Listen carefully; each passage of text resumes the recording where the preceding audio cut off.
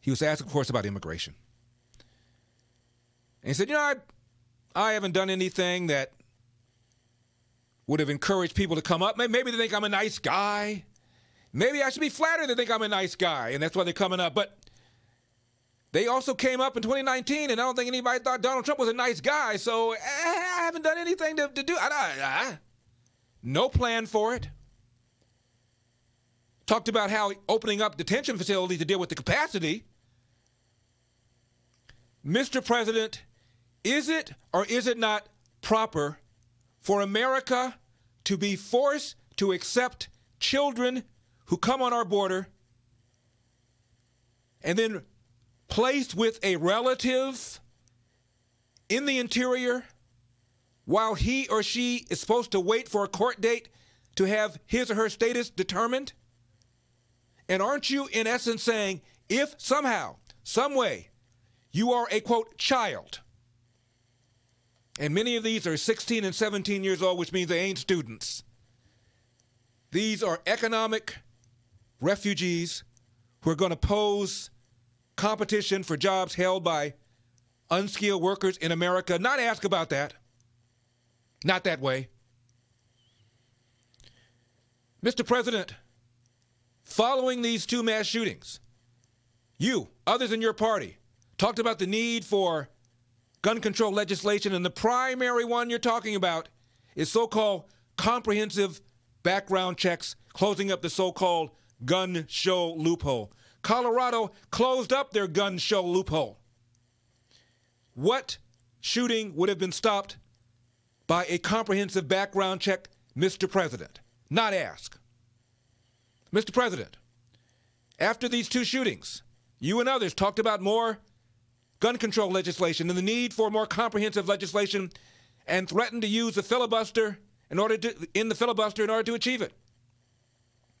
Do you have any idea, every single year, how many Americans are alive because he or she was able to get a firearm, often just brandishing it to break off an attack? And out of that number, how many people believe that but for the firearm, they would have been dead? Do you think it is relevant for us to consider that number, Mr. President?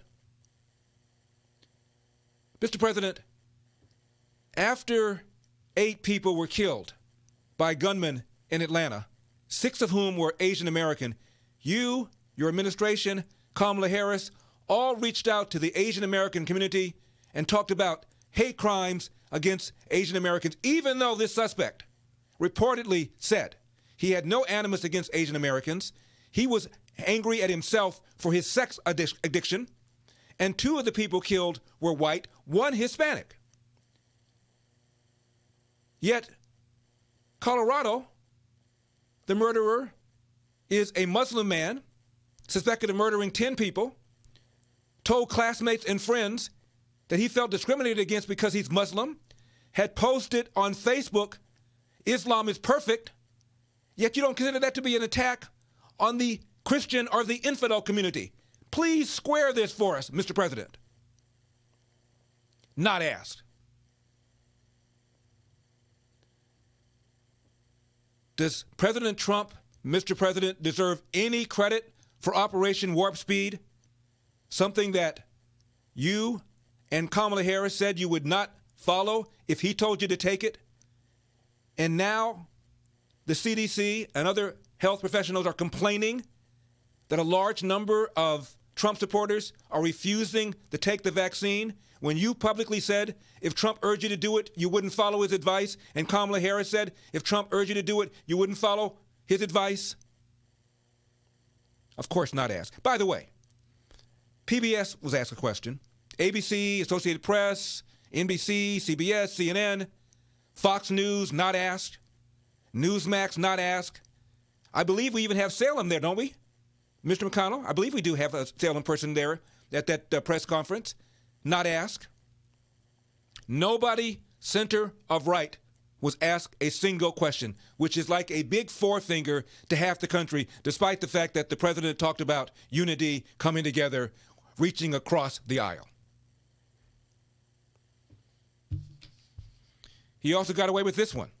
Did you hear them complain when they passed close to $2 trillion Trump tax cut 83% going to the top 1%? Sigh. 83% going to the top 1%. Factcheck.org, which is not conservative. Headline, Democrats misleading tax line. January 26, 2018. Quote, the top 1% will get 83% of the tax cuts under the new tax law. That is almost verbatim what Biden just now said.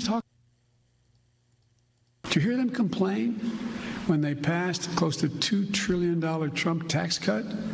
83% going to the top 1%? Fact Check calls it misleading. According to an analysis by the Tax Policy Center, the top 1% we glean 20.5%, which means that nearly 80% goes to the non-top 1%. And they called it misleading, but the president said it, and of course nobody said anything. Here's another one.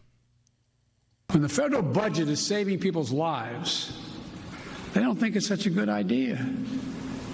When the federal budget is feathering the nest of the wealthiest Americans, 90 of the Fortune 500 companies making billions of dollars not paying a cent in taxes. Not paying a cent in taxes?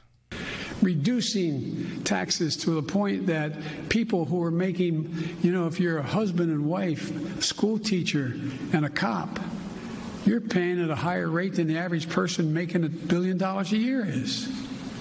Really? A higher federal income tax rate?